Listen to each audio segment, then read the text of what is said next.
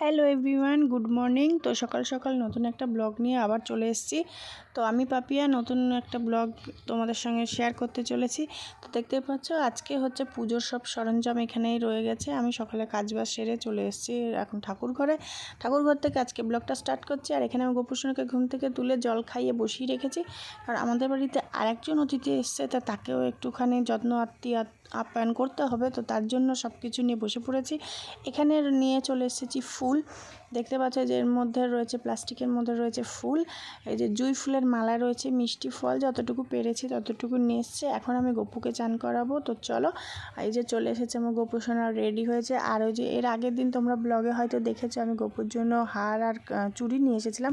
তো এই দেখো আমি পরিয়ে দিয়েছি। হারটা অতিরিক্ত বড় হয়ে গেছে, একদম পুরো মাটিতে পড়ে যাচ্ছে আর গায়ের পাশ দিয়েও বেরিয়ে যাচ্ছে, মানে হাত দিয়ে ওটা বেরিয়ে যাচ্ছে, এতটাই বড় হয়েছে। তো চলো থাক, যখন আন্দাজ করে বুঝতে পারিনি, তো তার জন্য একটু বড়ই হয়েছে, তো তাও কোনো ব্যাপার না। তো চলো আমি এখন গপুকে স্নান ধান করিয়ে নিয়ে রেডি করাবো। আর যে অতিথি আরেকজন আছে তাকেও আমাকে রেডি করাতে হবে। তো তোমরা পুরো ব্লগটার সাথে থাকো আর দেখতে থাকো, আশা করি তোমাদের ভালো লাগবে। তারপরে দেওয়ার পরে আমাকে আবার একটা জায়গায় দরকারি একটা কাজে বেরোতে হবে। তো তোমরা পুরো ব্লগটা দেখো।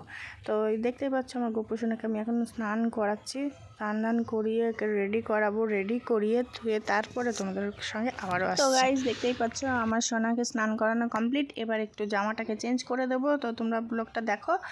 আর এদিকে হচ্ছে যে অতিথি বললাম আমাদের বাড়ি নতুন এক সদস্য হচ্ছে, এই দেখো আমাদের রাধারানী ইয়েলো ড্রেস পরা, এটা রাধারানী, স্কাই ড্রেস পরা এটা হচ্ছে আমার গোপুসোনা। তো দুজনকে কেমন লাগছে অবশ্যই কমেন্ট করো। তো আমি ওদেরকে একদম রেডি করে, আমার পুজো টুজো কমপ্লিট হয়ে গেছে। তারপরে আমি একটুখানি তোমাদের সঙ্গে শেয়ার করছি। তো এখন যাব চা বানাতে। তো চলো, এই যে চলে এসছে আমার চা, গরম গরম চা নিয়ে চলে এসছে। আর অনেকটাই বেলা হয়ে গেছে, যেহেতু আজকে পুজোর ঘরে অনেকটা সময় কাটাইছি আমি ওদের সঙ্গে। আর বাইরের ওয়েদারটা না প্রচুর মেঘলা ওয়েদার, সকাল থেকেই মেঘলা ওয়েদার রয়েছে। ভাবছে কখন বৃষ্টি নামে সেই ভেবে না আমার একটা কাজ আছে বাইরে, আমাকে বেরোতেই হবে, বৃষ্টি হলেও আমাকে বেরোতে হবে।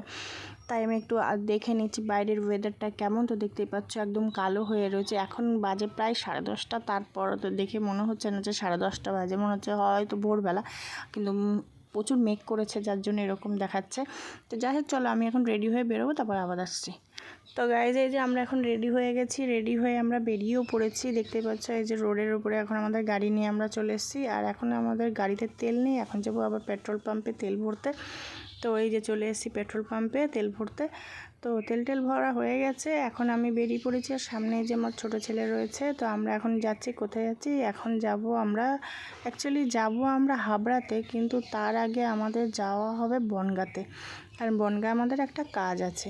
সকালে তো চা খেয়ে বেরিয়েছি, তো ব্রেকফাস্ট করিনি, তো তার জন্য একটা দোকানে নামা হয়েছে, সেখান থেকে একটুখানি পরোটা আর তরকারি নেওয়া হয়েছে। এই ছেলের খিদে পেয়ে গেছে, কারণ প্রায় 11টার উপরে বেজে গেছে। মানে এখন আমাদেরকে তো অনেকটা পথ আবারও যেতে হবে। তো এই জন্য ছেলে এখানে খেয়ে নিয়েছে, আমিও খেয়েছি। আর 1 কাপ চা বাড়ি থেকে খেয়েছি, আবারও আমি চা নিয়েছি, কারণ আমার চায়ের নেশা প্রচুর। আমাকে দিনে যতবার চা দেবে আমি ততবার চা খেতে পছন্দ করি, মানে আমি এতটাই আমার নেশা হয়ে গেছে। তো চলো আবার দিদিবাড়ি যাবো, দিদিবাড়ি গিয়ে দেখা হবে। তো গাইস এই যে চলে এসেছি দিদিবাড়িতে। তো দিদিবাড়িতে এসেছি একটা দরকার কাজে, তো কাজটা আমি মিটাবো। আর এই যে ওখানে ফোন করছে, ফোনে কথা বলছে দিদি পাশে। তো এই যে আমি তারপরে এখন আমরা যাব হাবড়াতে। তো এই জন্য ওদের বাড়ির এই পাশ দিয়েই যাব বলে ফার্স্ট ওদের বাড়িতেই নেমেছি। তো এখান থেকে এখন খাওয়া দাওয়া করব, খাওয়া দাওয়া করে তারপরে বেরোবো, কারণ বাড়ি যেতে যেতে হয়ে যাবে অনেকটা, সন্ধে হয়ে যাবে। তো এই জন্য দিদি রান্নাবান্নাও করে রেখেছে, এই যে এখন আমাদেরকে খেতেও দিয়ে দিয়েছে। আর আমার ছেলে বসে বসে গেম খেলছে, দেখেছো? ওকে আমাকে খাইয়ে দিতে হবে, তারপরে আমি নিজে খাবো, নিজে খেয়ে তারপরে বেরোবো।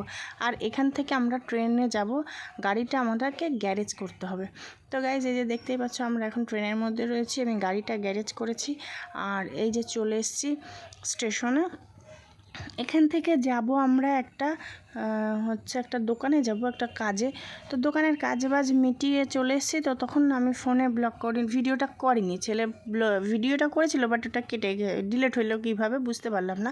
তো যাই হোক, তারপরে চলে এসেছি স্টেশনের উপরে, দেখতে পাচ্ছি ট্রেনের জন্য ওয়েট করছি। আর এখানে আমি দেখো 2 প্যাকেট বিরিয়ানি নিয়ে নিয়েছি, আমার হাতে 2টো প্যাকেট রয়েছে বিরিয়ানির। এই যে কারণ হচ্ছে বাড়ি যাব, তো লেট হবে, বড় ছেলের জন্য একটু বিরিয়ানি নিয়ে নিলাম। তারপর আমরা চলে এসেছি আমাদের গাড়ি যেখানে গ্যারেজ করা ছিল সেখানে। তারপরে আমাদের পিছনের গাড়ির চাকাটা পাংচার হয়ে গেছে, তো এটাকে পুরোটাই আমার চেঞ্জ করতে হচ্ছে, কারণ নতুন আমরা টায়ার লাগাবো।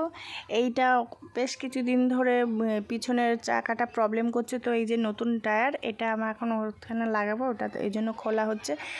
নতুন টায়ারটা লাগাবো কারণ হচ্ছে বারবার হাওয়া চলে যাচ্ছে, লিক হচ্ছে, প্রচুর লিক হয়ে গেছে, তার জন্য চেঞ্জ করা হলো। আর এই যে নিয়ে চলে এসেছি 2 প্যাকেট বিরিয়ানি, এখন ছেলেকে দেবো, খাবে। তো চলো খাওয়া দাওয়া করুক। আর আজকের মতন আমি ব্লগটা এখানেই শেষ করব। আশা করি ভালো লেগেছে, আর যদি ভালো লাগে একটা লাইক করে দিও প্লিজ, চ্যানেলটিকে সাবস্ক্রাইব করে দিও। তো টাটা, সবাই ভালো থেকো, সুস্থ থাকো, দেখা হবে নেক্সট ব্লগে। এই যে এসেই ছোটো ছেলে আগে নিয়ে বসে পড়েছে, তো টাটা, চলো।